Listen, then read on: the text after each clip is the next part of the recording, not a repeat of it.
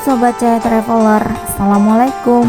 Jumpa lagi bersama Cahaya Traveler, channel yang mereview dan memberikan informasi tentang tempat wisata, staycation hotel dan villa, camping, glamping, kuliner, situs petilasan, dan cagar budaya.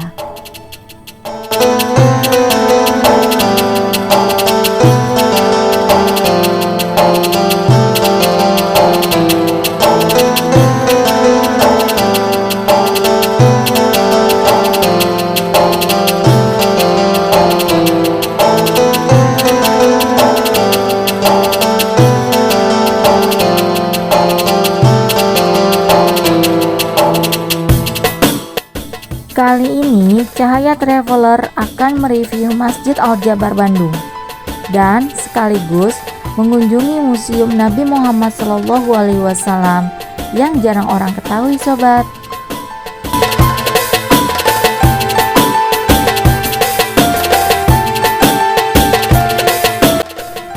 Saksikan dan ikutin terus review kali ini ya.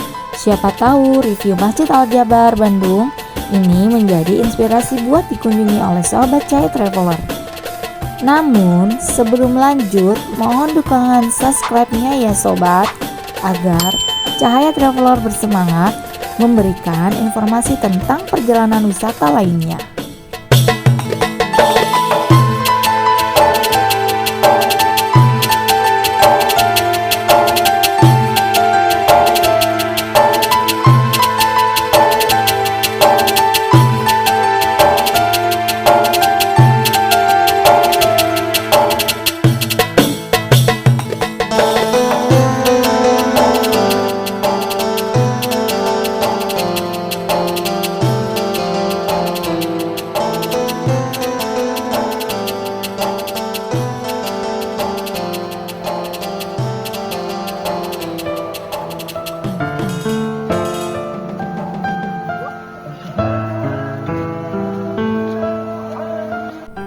Masjid Al-Jabar Bandung berlokasi di Jalan Cimincrang nomor 14, daerah Gede Bage, Kota Bandung.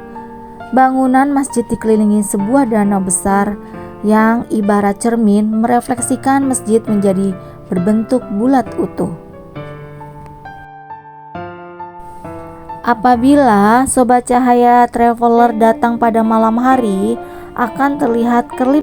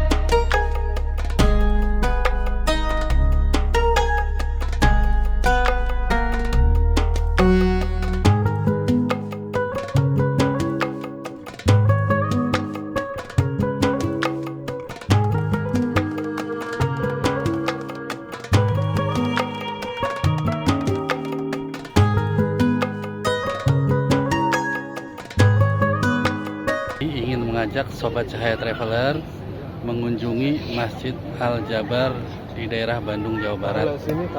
Nah, saat ini Sobat Cahaya Traveler bisa lihat sendiri situasinya.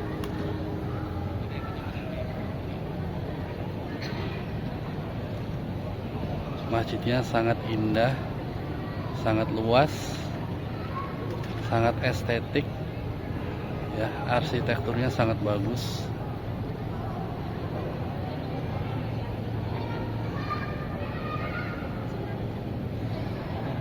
Oke, saksikan video panjangnya hanya di channel Cahaya Traveler.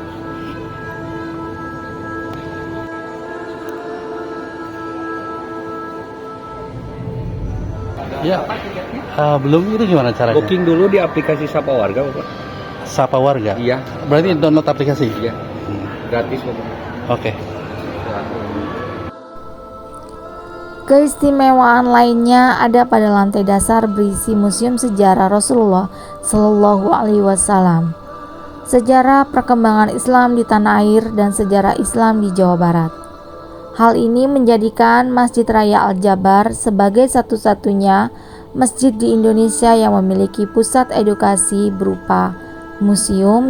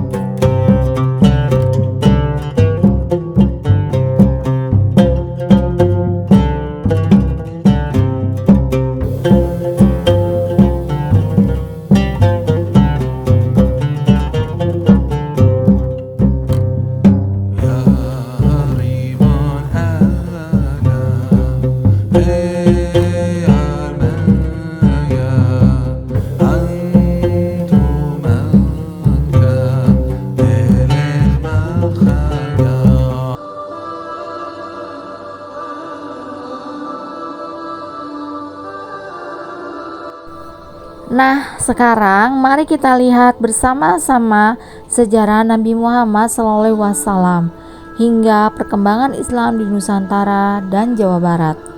Kita akan menyaksikan dan mendengarkan sejarah lewat teknologi digital yang mutakhir dan miniatur-miniatur yang menggambarkan sejarah masa lalu, dan juga ada dioramanya. Warahmatullahi wabarakatuh. Waalaikumsalam warahmatullahi wabarakatuh. Selamat siang, selamat datang para pengunjung semuanya di Galeri Rasulullah SAW. Perkenalkan, saya Restu sebagai pemandu dalam tur galeri kali ini.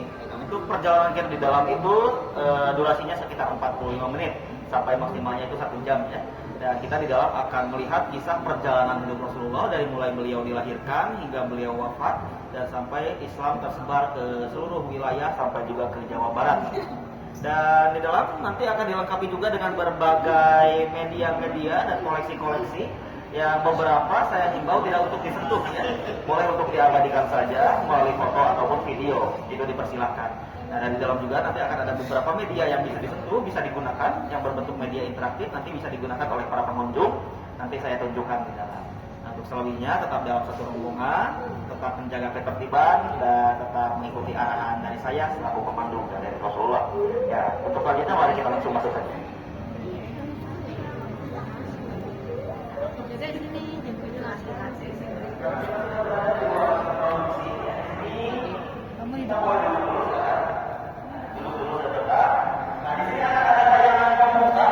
Mengenai kondisi dunia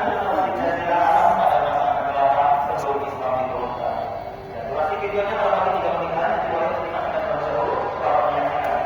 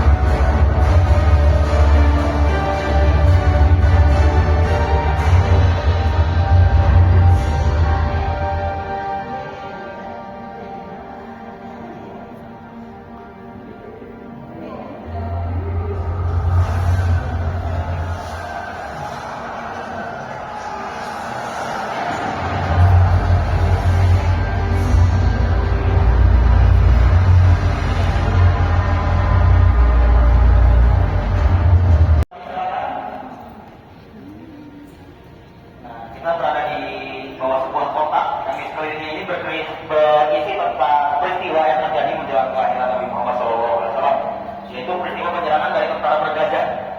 Pasukan bergajah ini dipimpin oleh seorang raja dari Yaman, Raja Abraha, dari kota Sanaa, Yaman menuju ke Mekah. Namun sebelum tiba untuk menghancurkan Ka'bah pada saat itu, pasukan gajah ini sudah dihadang dan diluluh-lantakkan oleh ribuan burung ababil. Jadi di sana itu ada lukisannya, lukisan karya seniman Jawa Barat yang menggambarkan bagaimana posisi luluh-lantahnya pasukan gajah tersebut. Ya, dan peristiwa ini juga diabadikan di dalam Al-Quran Surah Al-Anfal ayat 1 sampai 5. Dan setelah peristiwa ini terjadi di kota Mekah pada tanggal 12 Rabiul Awal tahun 571 Masehi atau bertepatan dengan tahun gajah tadi, lahirlah seorang nabi akhir zaman, yaitu Nabi Muhammad SAW sebagai rahmat dan cahaya bagi seluruh alam. Nah, beliau ini lahir dari pasangan Abdullah bin Abdul Muthalib dan juga Aminah binti Wahab. Beliau lahir dalam keadaan yatim setelah ayahnya Abdullah bin Abdul Muthalib wafat ketika Nabi Muhammad masih di dalam kandungan. Dan berita kelahiran Nabi Muhammad juga sudah tertulis di dalam kitab-kitab terdahulu, ya. Seperti yang dijelaskan di dalam Al-Quran Surah Al-Anfal ayat 157 bahwa nama Nabi Muhammad sudah tertulis dalam kitab Injil dan kitab Taurat. Silakan boleh sambil berjalan saja. Nah, di sini ada beberapa ayat yang menyebutkannya di dalam kitab-kitab terdahulu. Dan itu juga ada tabel tentang silsilah Nabi Muhammad SAW dari garis keturunan ayahnya, bisa dilihat di sebelah sana. Dari Abdullah bin Abdul Muthalib bin Hashim bin Abdi Manaf bin Qusay bin Kilab bin Borah bin Rahman sampai ke atas lagi sampai ke Adnan hingga ke Nabi Ismail hingga Nabi Ibrahim alaihissalam. Dan di pohon silsilah Nabi ini juga di daun yang berwarna emasnya ini bertuliskan nama-nama 25 Nabi dan Rasul yang wajib kita ketahui, ya, yang saling terhubung dalam setiap ranting dan dahan yang menunjukkan arah dari keturunan dari setiap Nabi. Ya, silakan boleh sambil berfoto-foto, ya, boleh sambil video-video, silakan. Nah, ini juga ada panel tentang masa kecil Nabi Muhammad SAW ketika beliau mulai tinggal bersama ibu susuannya, yaitu Siti Halimah Sa'diyah di sebuah perkampungan Bani Sa'ad, perkampungan yang masih sangat asri untuk mendapatkan pendidikan akal dan bahasa yang murni. Hingga usianya 4 tahun beliau diasuh oleh ibu asuhnya, ibu susuannya, dan di usia 4 tahun Nabi Muhammad mendapatkan peristiwa yang sangat luar biasa besar, yaitu ada peristiwa pensucian hati atau pelapangan dada, ya. Ini ada ilustrasinya ketika Nabi Muhammad sedang bermain bersama teman-temannya di Bani Sa'ad dan kemudian didatangi oleh malaikat Jibril dan melakukan prosesi pembersihan hati, pelapangan dada ketika dadanya dibelah dan hatinya disucikan, ya. Dan atas peristiwa inilah Nabi Muhammad sejak usia 4 tahun sudah terhindar dari hal-hal yang tercela. Dan di usia 4 tahun ini juga Nabi Muhammad dikembalikan ke pangkuan ibu kandungnya dan tinggal bersama Siti Aminah, ibu kandungnya, selama 2 tahun hingga usia 6 tahun. Nah, di usia 6 tahun beliau ditinggal wafat oleh ibu kandungnya dan diasuh oleh kakeknya. Bersama kakeknya Abdul Muthalib, dan setelah bersama kakeknya beliau tinggal bersama pamannya Abu Thalib. Nah, bersama pamannya Nabi Muhammad sudah mulai masuk ke 2 fase yang membentuk karakter-karakter kenabian, ya. Ada fase penggembalaan dan juga fase berdagang. Nah, 2 fase ini yang secara tidak langsung membentuk karakter kenabian dalam diri Nabi Muhammad. Ya, dan mulai berdagang itu di usia 12 tahun dan sukses dalam berdagang di usia 25 tahun, ya. Nah, ini juga ada 2 hasil dari perdagangan Rasulullah ketika bertemu dengan Siti Khadijah sebagai rekan bisnisnya. Dan kemudian terjadilah pernikahan di sini, ya.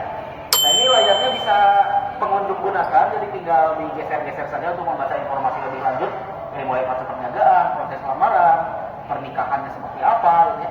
Nah, ini juga ada more infonya, tinggal diklik saja nanti akan muncul informasi tambahannya. Nah, ini pertama buku, ya, dan ini ada 3 bahasa juga. Ada bahasa Inggris dan bahasa Arab. Barangkali silakan tinggal digunakan saja, tinggal digeser-geser. Nah, sedangkan yang di bawah ini adalah rangkuman-rangkuman.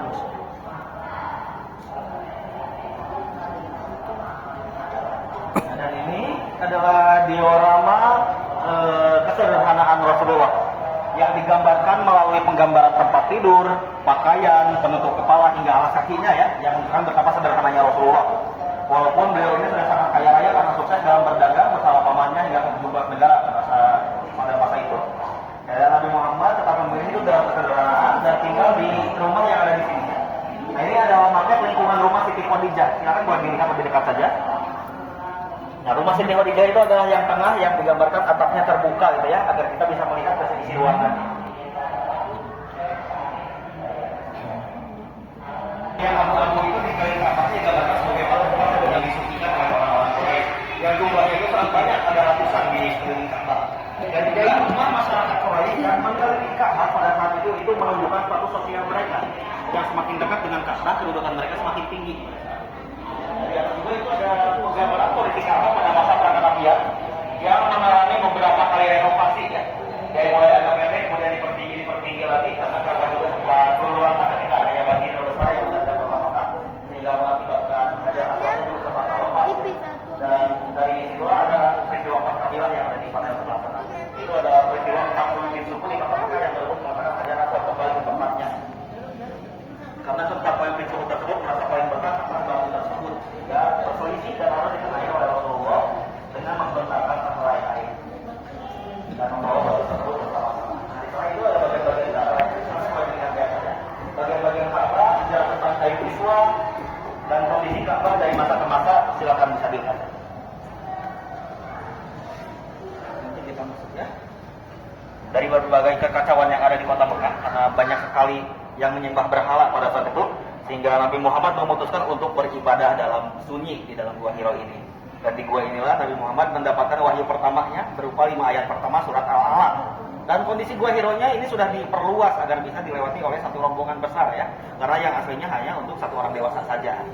Dan kita akan masuk silakan untuk melihat suasana yang digambarkan. Ya, ini lantainya kaca ya, tapi aman. Ya, dan ini adalah pesan pertama yang didapatkan oleh Nabi Muhammad SAW ketika malaikat Jibril datang berupa kata Iqra atau bacalah.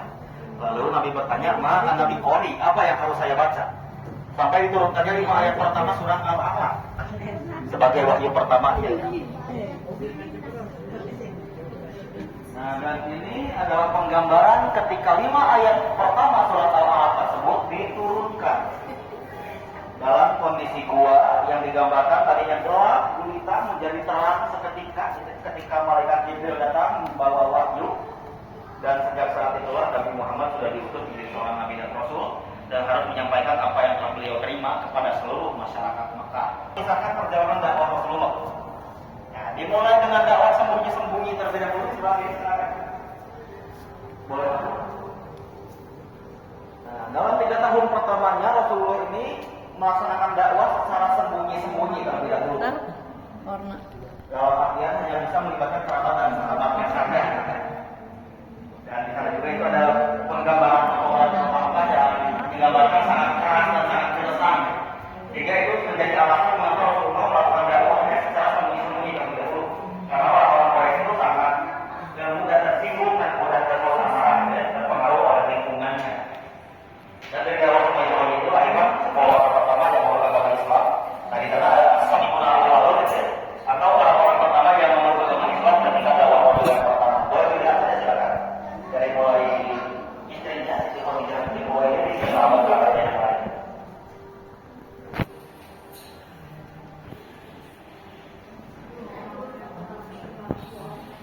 Tahun 10 tahun berikutnya, atas dasar perintah di dalam Al-Quran surah Al-Hijr ayat 94 yang memerintahkan Rasulullah untuk berdakwah secara langsung dan berpaling dari orang-orang yang musyrik. Namun tentu saja dakwah terang-terangan ini tidak berjalan mulus ya, karena pada saat itu banyak sekali gangguan serta tekanan dari kaum Quraisy yang semakin menjadi-jadi dan tidak terbendung, sehingga mengakibatkan tekanan-tekanan tersebut semakin mengancam keselamatan kaum muslimin tentu saja. Dan atas dasar ancaman itulah Rasulullah memerintahkan para sahabat dan kaum muslimin lainnya untuk hijrah ke Habasyah atau ke Ethiopia untuk menyelamatkan keyakinan para sahabat dan kaum muslimin lainnya agar tidak goyah, agar tidak terpengaruh oleh orang-orang Quraisy. Sedangkan Rasulullah tetap menetap di Mekah dan melanjutkan dakwahnya di kota Mekah. Hijrahnya ke Habasyah ini juga bertujuan untuk menyampaikan dakwah Islam di luar Mekah ya, dan juga menjalin hubungan kerjasama yang baik antara Mekah dengan Habasyah. Dan ini adalah nama-nama sahabat yang hijrah ke Habasyah dan tinggal di sana selama 14 tahun. Sedangkan di kota Mekah, Rasulullah dihadapkan dengan tahun kesedihan atau Amul Huzni yang berlangsung pada tahun 10 kenabian.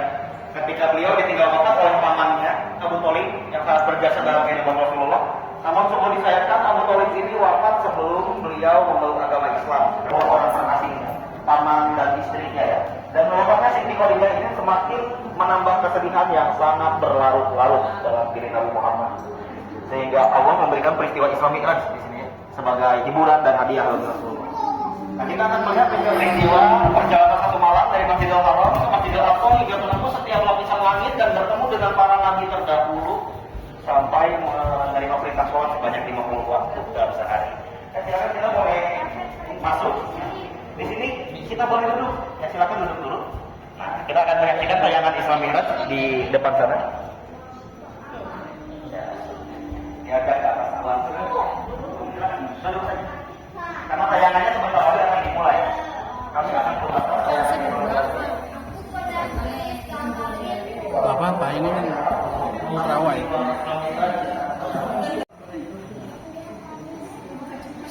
Nah, tayangannya sudah dimulai, para pemirsa semuanya bermula dari suatu malam di kota Mekah, tepatnya di area Ka'bah, ketika malaikat Jibril datang dan mengajak Rasulullah untuk melakukan perjalanan satu malam dari Masjidil Haram menuju Masjidil Aqsa dengan naik buruk.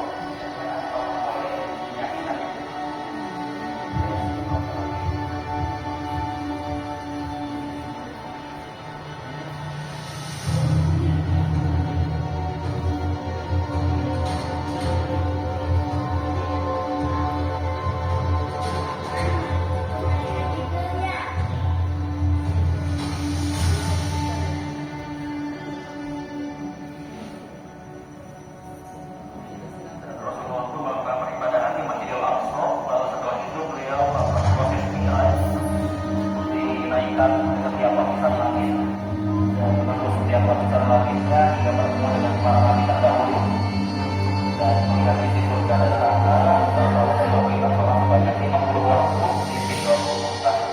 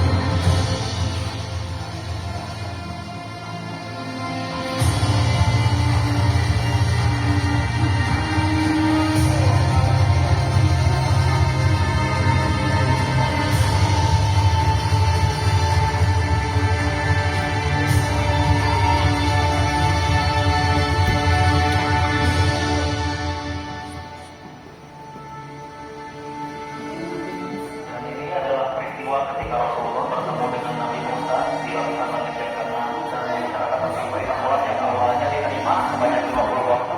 Lalu kemudian Nabi Musa menyarankan kepada Rasulullah untuk meminta keringanan kepada Allah menjadi bahwa misalnya mengingat bahwa umatnya tidak akan sanggup dengan jumlah yang sangat banyak jika dia akan kembali di Sidratul Muntaha menjadi waktu 3 saat.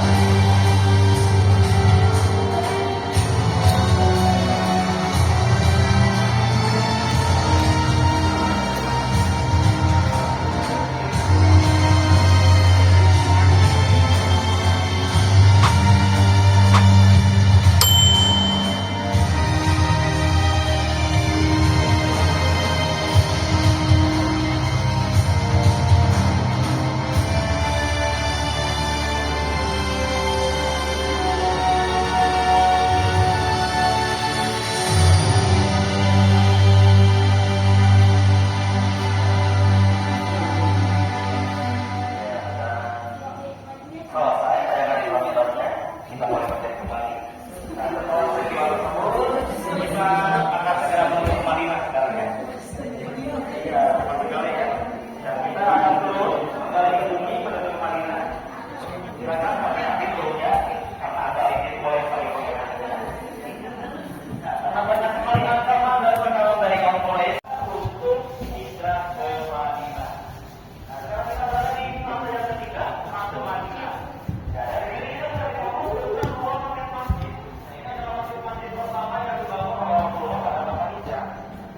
Di ujung sebelah sana itu adalah Masjid Quba. Nah, itu Masjid Quba ini masjid pertama yang dibangun oleh Rasulullah pada saat hijrah ketika sebelum sampai di kota Madinah, ya, tepatnya di wilayah Quba, sebuah perkampungan sebelum ke kota Madinah. Nah, Masjid Quba ini dibangun atas dasar ketakwaan, sehingga tentu saja disebut sebagai Masjid At-Taqwa. Lantaran dianjurkan untuk sholat di Masjid Quba. Ya, dan juga setelah sampainya di Madinah, Rasulullah membangun masjid keduanya, yaitu Masjid Nabawi. Nah, baik itu Masjid Quba dan Masjid Nabawi pada saat itu belum memiliki atap yang tepat, jadi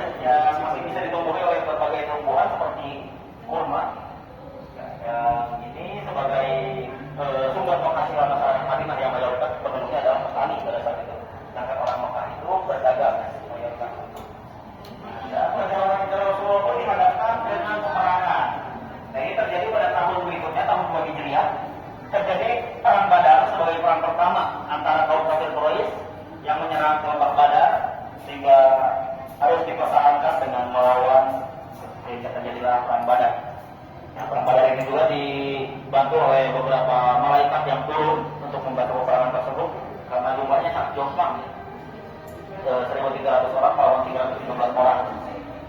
Dan perang Badar ini mampu dimenangkan oleh masyarakat Madinah sehingga Madinah menjadi negeri yang berdaulat. Dan di sini ini adalah penggambaran ilustrasi dari pakaian perang yang digunakan pada saat perang Badar. Nah, seperti ini penggambarannya, dan juga medan perang Badarnya digambarkan sedemikian rupa dengan skala yang lebih kecil. Silakan boleh dilihat saja. Ya, dan di sana juga ada timeline waktunya, ada rututan peristiwa dari mulai 1 Hijriah, 2 Hijriah, terus isi surat berperang, dan juga tahun 11 Hijriah Rasulullah SAW. Itu adalah beberapa peristiwa yang terjadi yang tentu saja banyak sekali peperangan yang terjadi pada saat itu. Seperti perang Uhud, perang Badar, perang Tabuk, dan yang lainnya. Dan dalam peperangan itu banyak sekali, ya hampir semuanya dimenangkan oleh kaum muslimin kecuali perang Uhud. Nah, ini juga ada informasi tambahan mengenai 3 perang besar, perang Badar, perang Uhud, perang Khandaq, yang bisa digunakan ya, seperti yang di depan tadi, tinggal digeser-geser saja dan diklik more infonya untuk tambahan informasi lebih lanjut. Nah, silakan boleh digunakan saja oleh pengunjung ya. Umat muslim di Madinah sudah sangat kuat pada saat itu sehingga Rasulullah ingin melakukan umroh dari Madinah menuju Mekah, namun dikira ingin menyerang Mekah, padahal tidak, itu terjadi kesalahpahaman. Jadi di sini diajukan perjanjian Hudaybiyah ini, yang ini manuskripnya ya. Yang salah satu isinya itu adalah kesepakatan tidak ada lagi peperangan selama 10 tahun antara kaum Bani Quraisy dengan masyarakat Madinah. Dan sudah disepakati pada saat itu tidak akan ada lagi peperangan selama 10 tahun. Nah, ini juga ini ada replika dari alat perangnya ya, seperti bendera perangnya, salah satu bendera perang pada saat itu. Dan juga ini pedang yang diwariskan oleh Rasulullah kepada Utsman bin Affan, dan juga replika itu panah Sayyidina Hamzah ya. Dan juga cincin yang digunakan oleh Rasulullah sebagai stempel surat. Ya, stempel surat resmi yang dikirimkan kepada raja-raja pada saat itu dicap dengan menggunakan cincin tersebut. Nah, ini juga bisa disentuh-sentuh ya, tentang pembebasan kota Mekah atau Fathu Mekah. Nah, yang diawali dari perjanjian Hudaybiyah yang tadi disepakati tidak akan ada lagi peperangan selama 10 tahun, namun baru berjalan 2 tahun sudah dilanggar, sehingga menimbulkan perseteruan 2 suku. Nah, tinggal disentuh saja dan dibaca, karena inti dari peristiwa pembebasan kota Mekah ini adalah penghancuran berala-berala yang di sekeliling Ka'bah tadi dihancurkan oleh pasukan muslim karena perjanjian Hudaybiyahnya sudah dilanggar, dan juga sampai azan berkumandang di kota Mekah untuk pertama kali. Tinggal disentuh-sentuh aja setiap bulatannya. Nah, ini juga tentang persebaran Islam dari satu wilayah ke wilayah lainnya. Dari mulai tahun 610 sampai ke zaman 3 kerajaan besar Islam. Boleh disentuh-sentuh saja, silakan, untuk melihat persebarannya. Nah, boleh masuk ke dalam juga, silakan. Nah, di sini juga ini ada wilayah Raudhah. Nah, ini adalah replika Raudhah yang ada di Masjid Nabawi ya. Jadi silakan boleh dilihat-lihat di dalamnya.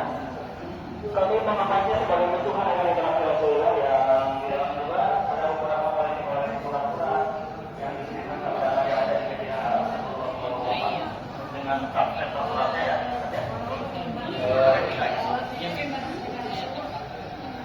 Nanti selanjutnya itu ada bintang dan limbah yang ada di Masjid Nabawi. Jadi boleh masuk ke Indonesia ya. Jika sudah melihat di sana, kita boleh coba. Nah, karena setelah peninggalan Rasulullah, Islam pun masih terus berkembang dari berbagai cara, berbagai zaman ya, dari zaman para sahabat, zaman juga kerajaan besar Islam, hingga persebaran Islam ke dunia ini mulai dibawa oleh jalur-jalur perdagangan.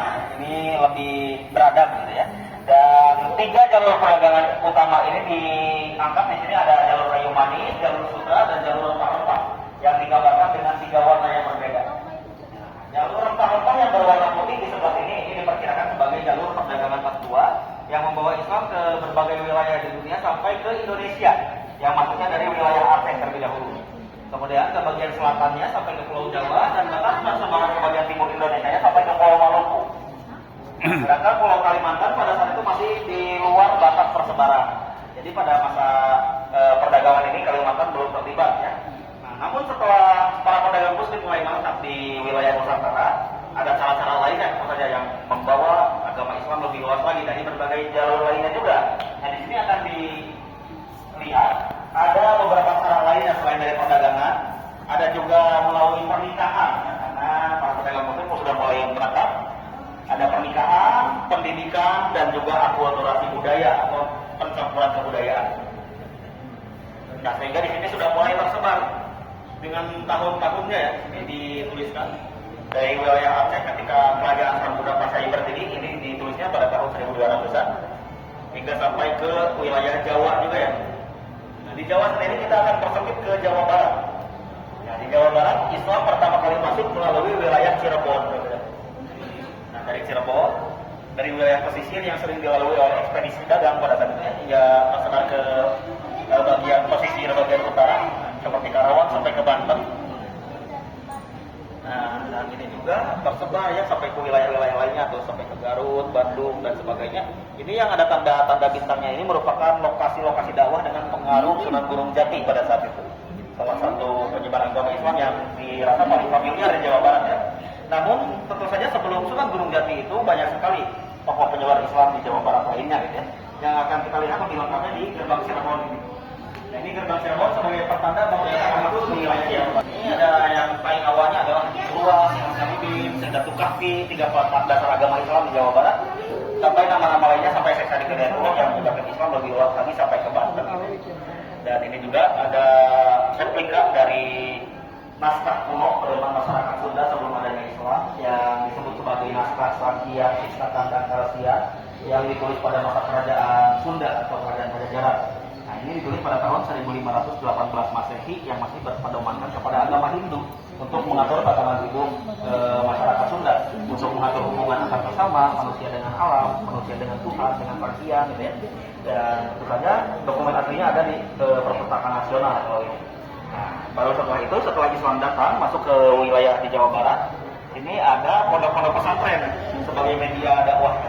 Nah, pondok pesantren tertua di Jawa Barat adalah pondok pesantren Syekh Kuro di Karawang. Nah, pondok pesantren Syekh Kuro ini awalnya hanya berupa surau atau musola saja, dan kemudian berkembang menjadi pesantren. Gitu ya. Kalau ini maksud saya pesantren Pasambangan Cirebon. Nah, ada pondok pesantren Godong di Karangpawitan Garut. Nah, ini orang Garut boleh dipotong. Ini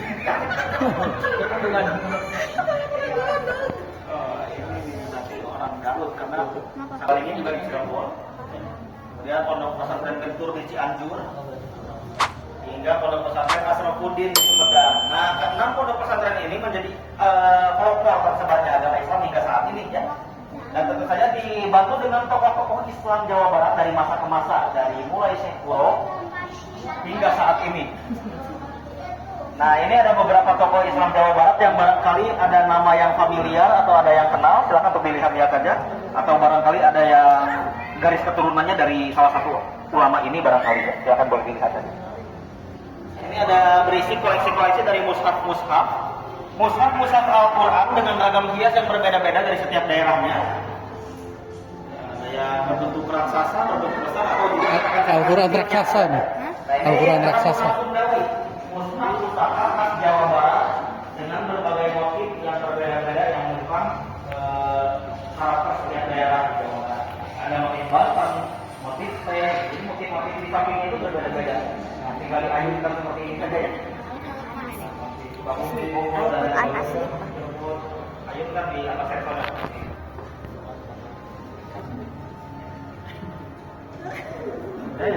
Salah arah saja sampai tanda sana adanya bangunan masjid. Nah, di sini ada salah satu tokohnya adalah Masjid Agung yang kita lihat di Cirebon kalau dilihat di sebelah sini.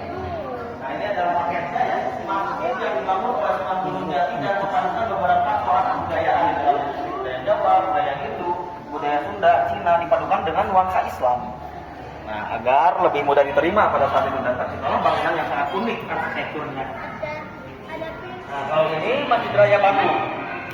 Masjid Raya Bandung teknologi yang ada di Bandung seperti ini. Kalau sekarang sudah seperti ini. Ini adalah masjid dalam kaum. Dan juga ada Masjid Al-Qur'an dan juga Manong Jaya di Tasikmalaya. Nah, dari tempat masjid ini ciri yang paling menonjol yang paling kesamaan adalah bentuk atapnya. Yang memiliki bentuk atap Masjid Bandung teknologi. Iya, yang dulu yang awal. Dan juga ada kelompok arsitek masjid-masjid modern di atas yang sudah mengubah bentuk konsep masjid yang tadinya selalu beratap tebal menjadi gaya-gaya lainnya modern gaya-gaya konsep modern lainnya dikembangkan.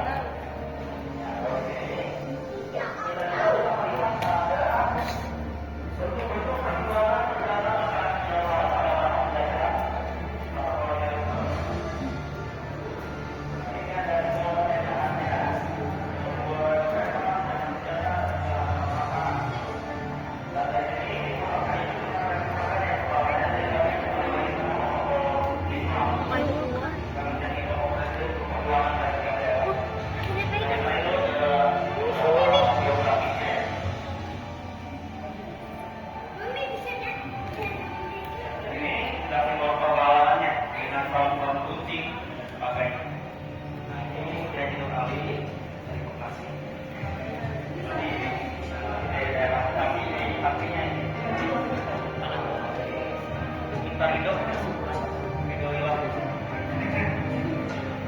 Ini salah satu pejuang ya pada saat masa penjajahan di Jawa Barat. Kiai Jenderal Ali, Kiai Ahmad Sanusi di daerah Sukabumi dan Kiai Jibril ini di daerah Timur Subang. Nah ini juga dalam media-media belajar zaman dulu digambarkannya seperti ini. Dan menjelang kemerdekaan, Islam tentunya sangat berperan dalam pembentukan TNI yang awalnya namanya Laskar Hizbur atau Laskar Sabilillah, suatu lembaga penggerakkan yang di bawah nama Masyumi pada saat itu. Dan itu juga ada sistem pendidikan Islam tradisional yang mulai berkembang di surau-surau, di pesantren-pesantren klasik ya, seperti di NU dan Muhammadiyah. Kemudian lembaga pendidikan Islam modern sudah mulai berkembang yang dipelopori oleh beberapa kelompok Islam masyarakat seperti Persis dan Muhammadiyah. Ini juga ada informasi tambahan mengenai ragam hias mushaf Nusantara. Nah, tinggal diklik seperti ini. Ragam hiasnya tentu saja berbeda-beda ya. Sebentar agak macet. Nah, ini untuk melihatnya tinggal diketuk-ketuk anak panahnya seperti ini ya. Nah, ini untuk maju. Coba kita ya. Lebih bebas. Nah. Jadi motif-motif di setiap Al-Qur'annya berbeda-beda dari setiap daerahnya. Kalau ini untuk mundur. Dan juga kalau mau melihat sejarahnya tinggal pencet menu dan di sini ada sejarah dan tradisinya.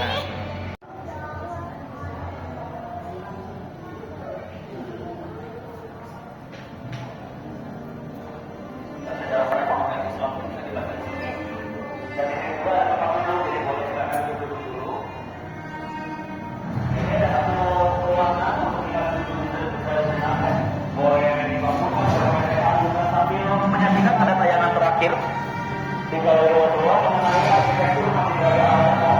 Boleh silakan untuk diajarkan sambil duduk dan meluruskan kaki agar kita yang mulanya bersifat abstrak bisa jadi harmoni kalau dikombinasikan. Ada persegi, limas, segitiga, lingkaran, atau lebih kita kenal dengan bentuk geometri.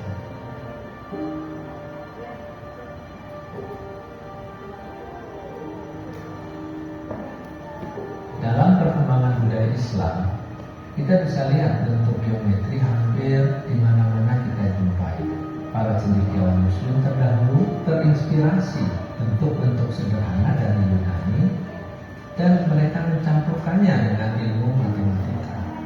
Lalu berkembang dan menjadikannya sebagai bentuk ekspresi visual yang umum disebut sebagai pola geometri Islam.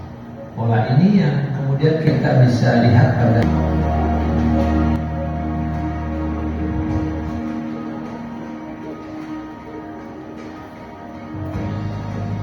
Masjid Al-Jabar adalah masjid yang inspirasinya datang dari rumus matematika. Kebetulan saya yang mendesain sendiri karena takdir Allahnya. Jadi itu ada bentuk yang berulang. Akhirnya membentuk sebuah bangunan dengan ukuran 100 meter kali 100 meter, dikelilingi alun-alun kecil, berada di danau retensi sebagai pengendali banjir, sehingga konsep masjid Al-Jabar ini dikategorikan seolah-olah masjid terapung yang ada di danau.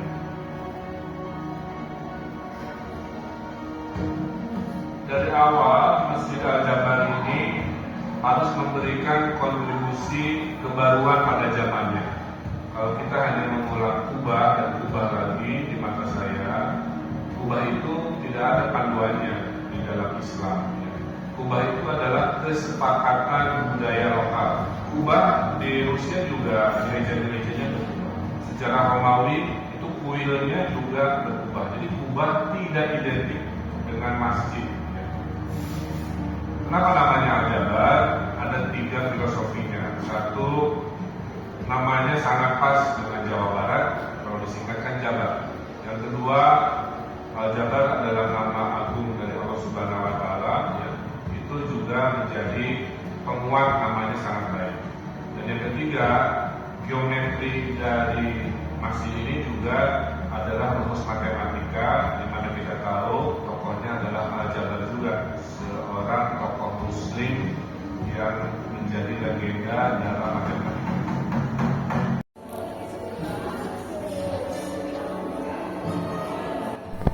Demikianlah review Masjid Al-Jabar kali ini. Jangan lupa klik subscribe, komen, like, dan share